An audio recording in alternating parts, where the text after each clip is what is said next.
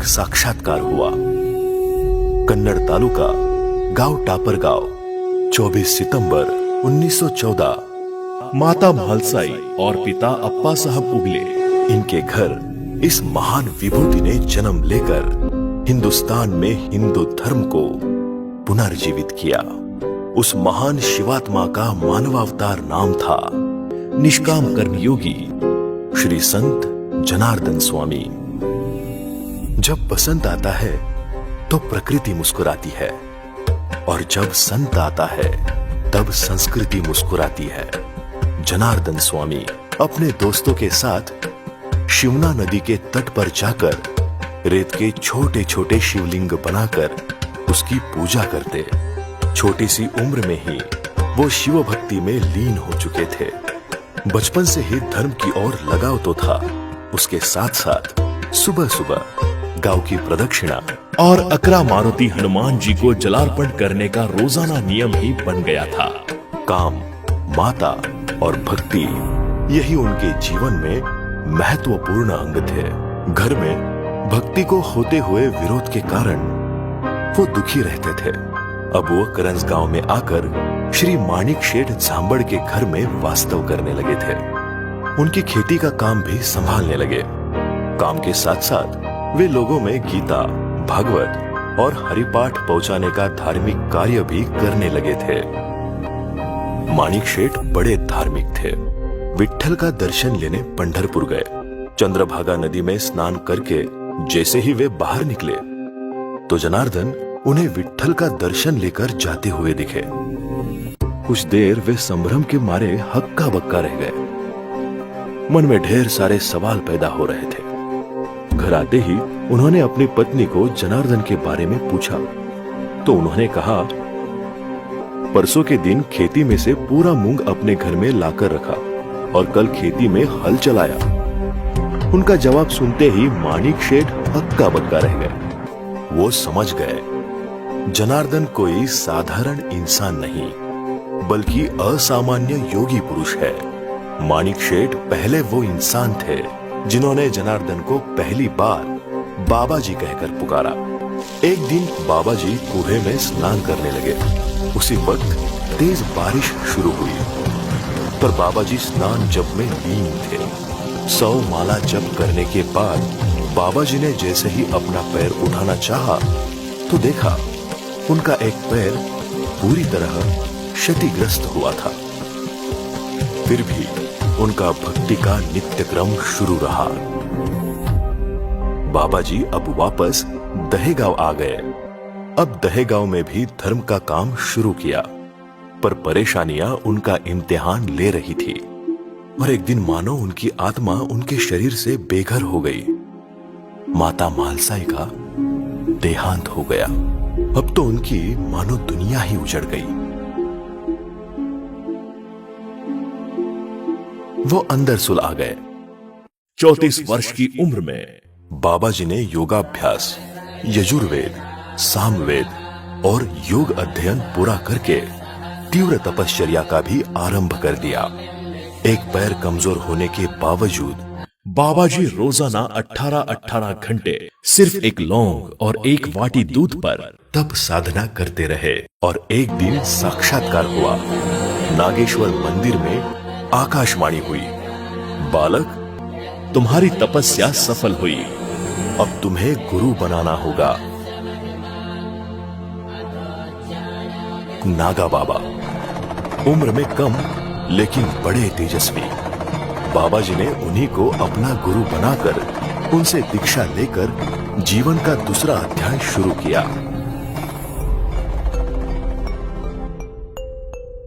पिनाकेश्वर मंदिर जीर्णोद्धार, ऊंचे पहाड़ पर बसा पुराना शिव मंदिर। वक्त के चले उस मंदिर की बुरी दशा हो चुकी थी। बहुत सारे भक्तगण श्रमदान करने वहां आने लगे। अब धर्म की गंगा जाते गांव में बहने लगी थी। तो बाबा जी के मन में एक ख्याल बार बार आता रहा कि यही पिनाकेश्वर मंदिर से भक्तों के लिए अनुष्ठान की परंपरा शुरू करना। अनुष्ठान एक ऐसी विद्या जो जीवन को कल्याणकारी बनाती है, साथ में भगवान की प्राप्ति का रास्ता भी मिलता है। शरीर, मन और बुद्धि के साथ साथ आत्मा की भी शुद्धि हो जाती है।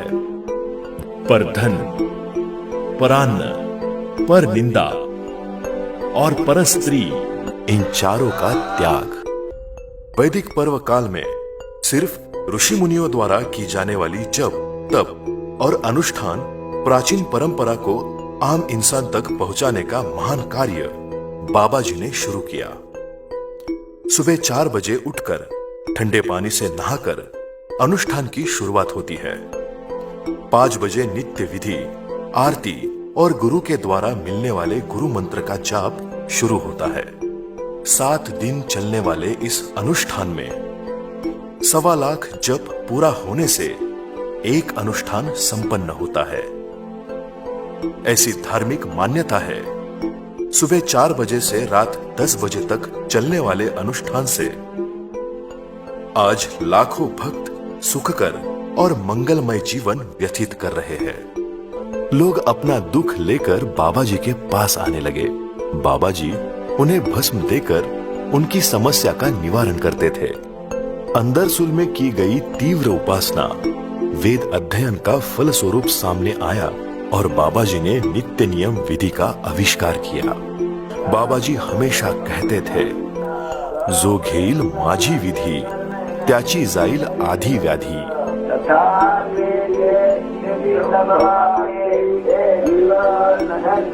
आगे लक्ष्य था वेरूळ। बाबा जी वेरूळ आकर बसे। दान, दक्षिणा और श्रमदान से सिद्धेश्वर मंदिर का काम आरंभ हुआ। साथ ही में बाबा जी ने खेती की अहमियत को जानते हुए वहां पड़ी बंजर जमीन को लोगों के श्रमदान से उपजाऊ कर लिया। श्रमदान बाबा जी के कार्य का महत्वपूर्ण अंग।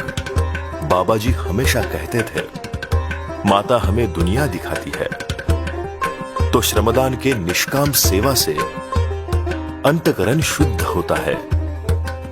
साथ ही में शारीरिक स्वास्थ्य भी मिलता है। भक्ति हमें भगवान से मिलवाती है। एक महत्वपूर्ण कार्य बाबा जी जानते थे, पढ़ाई। जिस तरह भगवान श्री राम ने गुरु वशिष्ठ मुनि, भगवान श्री कृष्ण ने संदीपानी ऋषि से विद्या संपादन की, वही लुप्त हुई गुरुकुल परंपरा को बाबा जी ने शुरू करके पाठशाला का निर्माण किया। उनका संकल्प था कि पढ़ाई के साथ साथ संस्कार भी बच्चों पर होने जरूरी है। इसी के चलते बाबा जी ने वेरूळ में पाठशाला का निर्माण किया, जो आज प्राथमिक, माध्यमिक और उच्च माध्यमिक का रूप धारण कर चुकी है।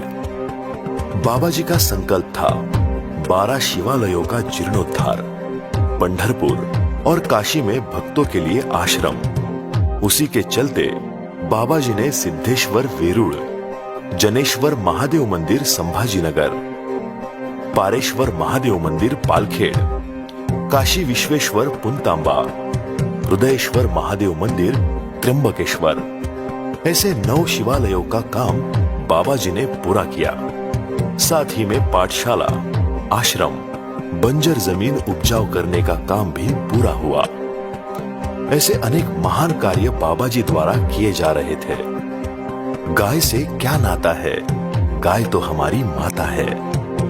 गाय धर्म का प्रतीक। इसी गौ माता के सेवा के लिए आश्रम में एक मंगलमय परंपरा का सूत्रपात हुआ और वेरूळ में गौ सेवा के लिए गौशाला का भी निर्माण बाबा जी ने किया। हिंदू संस्कृति में ऋषियों और संतों का महत्व भगवान स्वरूप माना जाता है। ऋषि सेवा एक ईश्वर सेवा मान्य है। इसी कारण से संतों के लिए निवास निर्माण किए। बाबा जी के मुख्य संकल्प है लोक कल्याणकारी अनुष्ठान, श्रमदान, अन्नदान, गौ माता पालन पोषण, गुरुकुल परंपरा का जतन करते हुए वेद पुराण का अध्ययन। ऋषि और कृषि यही ईश्वर सेवा है। ऐसे लोक कल्याणकारी कार्य का निर्माण करते हुए एक नए परिवार का निर्माण हुआ। जय बाबा जी भक्त परिवार। धर्म करा त्याने देवही येईल खरा। धर्म पांडवांनी केला, देव अंगी राबविला। धर्माविना नाही गती, धर्म जीवाचा सोबती। धर्म का कार्य निरंतर करते करते करोड़ों लोगों को शिव भक्ति का मार्ग देकर अपनी दैवी शक्ति से उनके दुखों को मिटाकर नासिक के आश्रम में 10 दिसंबर 1989 को गीता जयंती ब्रह्म मुहूर्त पर भगवान शिव के प्रिय प्रदोष काल में बाबा जी ब्रह्मलीन हो गए। 11 दिसंबर 1989 को सुबह लाखों भक्तगण और साधु संतों की उपस्थिति में बाबा जी को कोपरगांव आश्रम में समाधिस्थ किया गया।